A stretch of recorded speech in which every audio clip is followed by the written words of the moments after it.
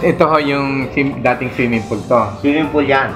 Ngayon, dahil kasi nga siyempre ang swimming pool maselan. Kailangan laging kristal ang tubig. Eh dahil sa wala namang gumagamit kasi nga personal namin to, family use lang. Nilagyan ko siya kayo ng ng bangus. Bangus ngayon ang nandyan. Nilagyan ko yan ng 1,000 pieces na bangus. Ngayon ang bangus niya nasa 2 pieces na per kilo. Buwan na yan, nilagyan ko yan April. So, bali 10 buwan na yata ngayon yan.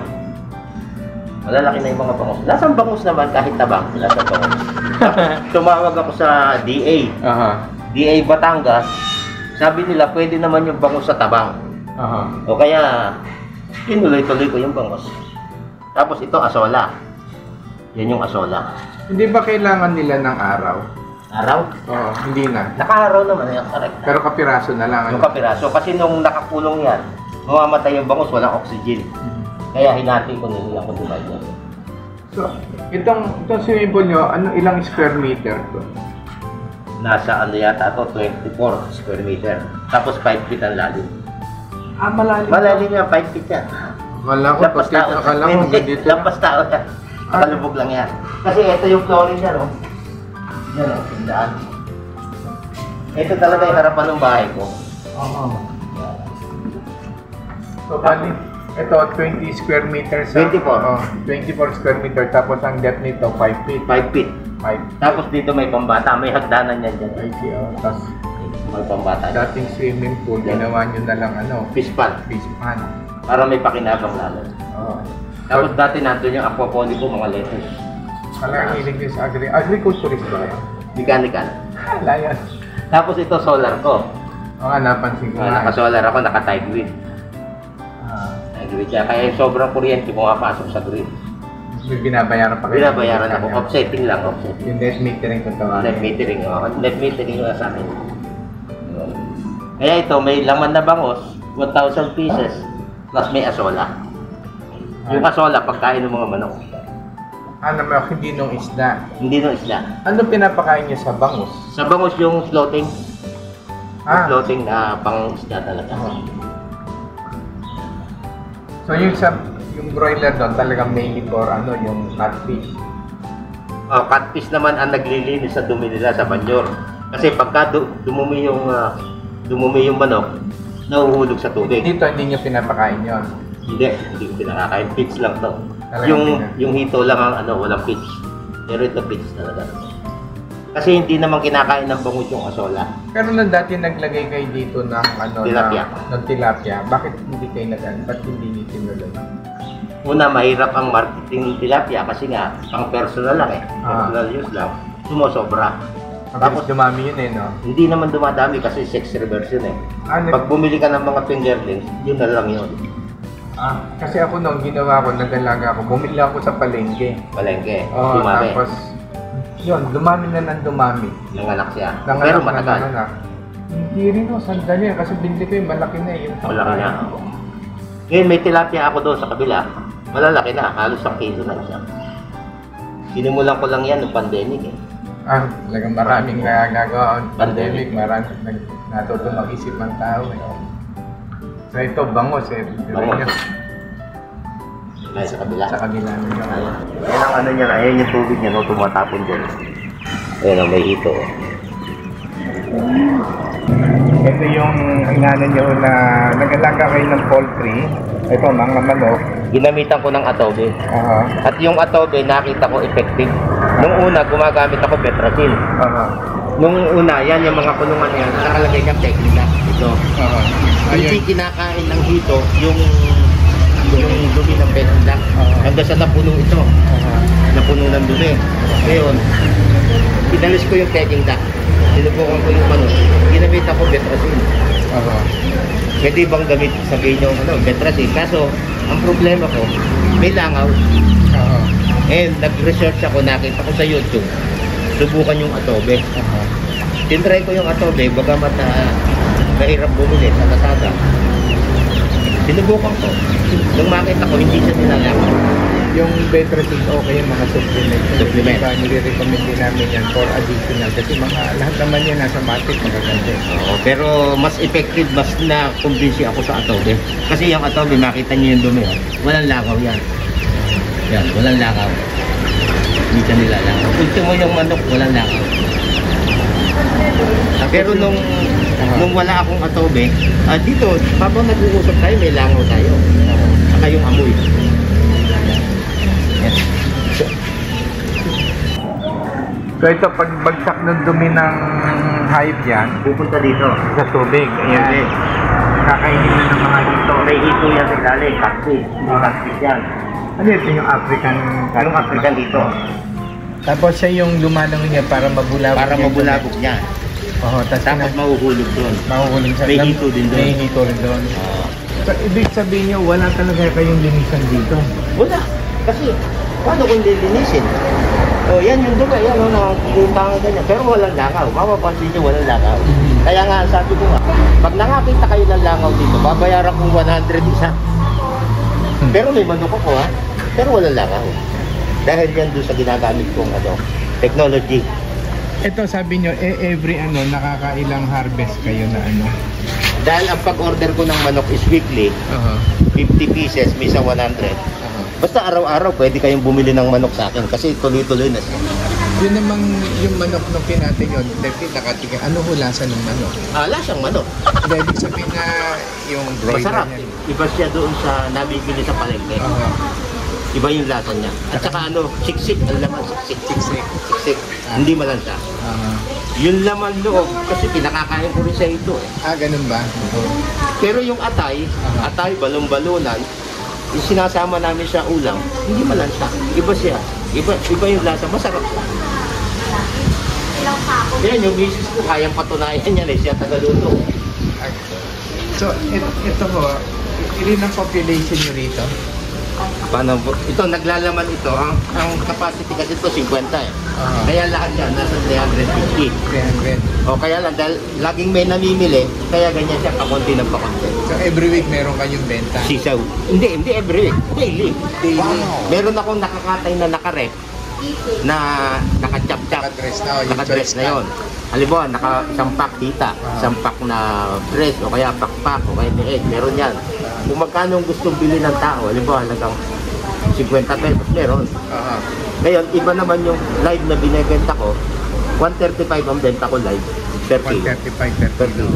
Kung doon sa mga nag-ahanap buhay, magandang investment to. Kasi mabilis ang marketing. Dahil ang tao hindi nagsasawa sa manok.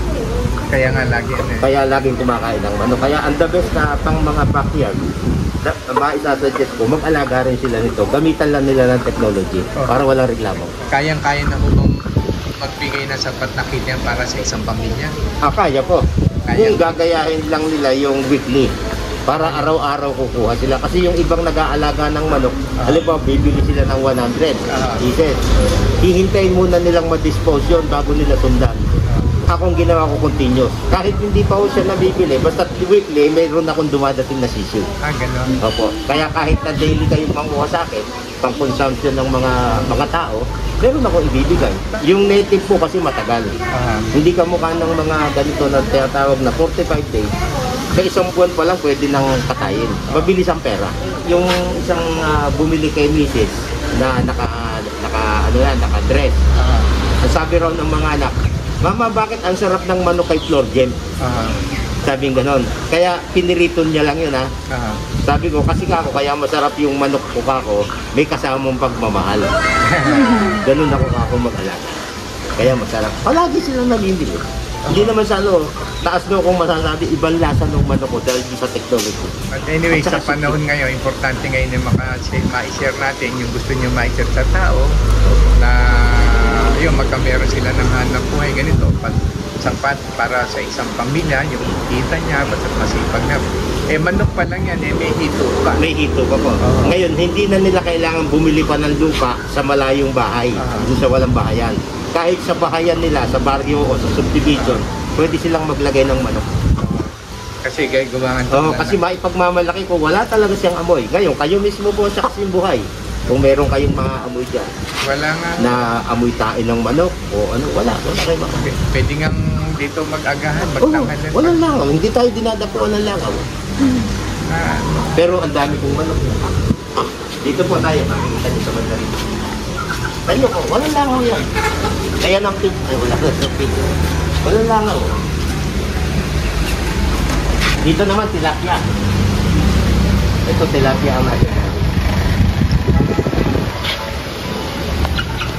Huwag ko kung pakainin. Kung makikita niyo.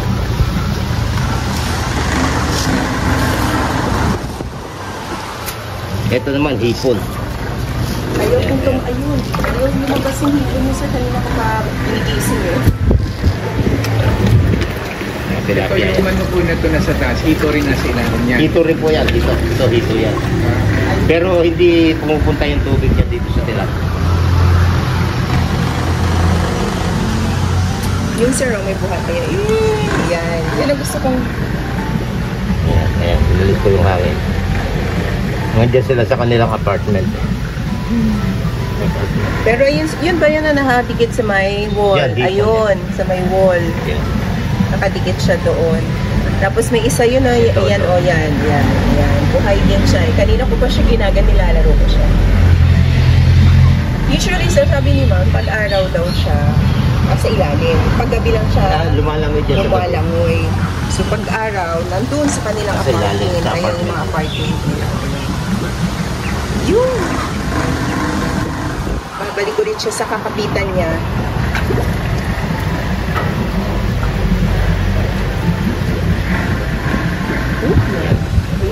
So, bali ang ikot nyo ng aeration dito, baka tulad doon nito sa may manok. Pag dumingan, yung tubig nito may sarili siyang pump. Ibinabalik na lang gano'n. Mahuhulog, hindi o, mahuhulog muna yun dito sa mga concrete pump na may mga ito. Distribute mo na. Tapos pupunta rin sa ilalim. Lalim. Nandun yung pump para umakyat ulit dito. Yung, ibig sabihin yung dumi nila talaga is recirculate. Opo, dililit. Yung dumi hindi na sinasirculate. Yun yung tubig. Yung tubig lang. Kasi yung dumi niya, mahuhugasan siya eh. Kakainin. Yung iba naman, naiiwan siya pero malinis na. So, walang filter. Walang filter. Walang filter siya. Pero itong sa may tilapia, yan yung may filter. Wala rin. Wala rin. Yun lang kapirasong hangin na yun. Wala. Eh, saan napunta ko yung dumi niya? Yung overflow nito, dahil ito, may overflow to. Pumupunta rin sa ilalim. Lahat ng tubig na overflow. Kasi continuous yan nagkakatubig. Naandun din yung hito. Nandun din, may hito doon sa baba. May hito Ibig din. sabihin yung tubig nito sa may tilapia, Pumupunta rin doon. doon sa may hito. Sa hito. Para yung dumi ito kakainin din ng hito. Oo, kakainin din ang hito. Tapos yung tubig na malinis, babalik ulit sa kanya. Hindi na. Iba naman to. Galing naman to sa deep well. Itong tilapia at saka itong hipon, galing sa deep well ang tubig. Ah, hipon to. Ito tilapia. Tilapia yan. Tilapia yan. Ito hipon. Ah, I see. Oh. Banamay. But, hindi. Ano to yung Puti eh. tawag doon, yung fried fish, yung ulang. Ulang, yun. Ulang, Ulang. ulang. Buta niya mabibilan mo pa yun ng ano, ng Ulang. Kinuha ko itong ulang na ito sa Batangas, 3 piraso ang mahal. Saan mo sa Batangas? Sa online ko lang nakita sa Facebook. Ah, ganun. Pinunta niyo pa sa Batangas? Hindi na, pinadala niya sa LBC. Halos mamatay nga siya. Buto na lang nabuhay ko. Ngayon mga anak na lang niya yan. Marami yan eh. Ang na-experience ko yung ginagawa ko dyan, yung tubig. Bawa, miskan na tayo. Nilalagyan ko muna ng atobi. Atobi. Ito, nilagyan ko ng atobi to. May atobi yan. Lahat ng tubig na yan, may mga atobi. Salamat po una sa pagbisita ninyo dito sa akin. Ina-appreciate kong mabuti yung malaki yung ginawa ninyo dahil binisita ninyo ako dito kahit nasa malayo. At nakita nyo po yung aking mini farm na makita nyo yung bago kong pamamaraan na integrated, kaya po integrated aquaponics. Kombinasyon po ng manok at saka hipon.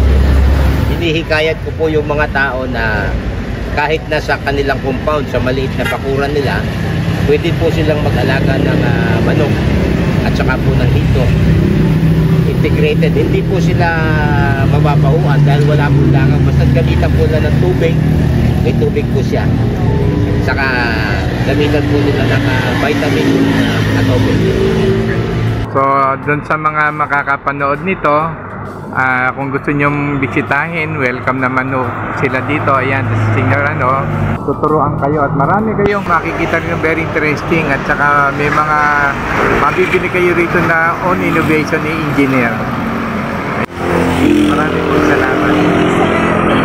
Okay po, thank you po. Thank you.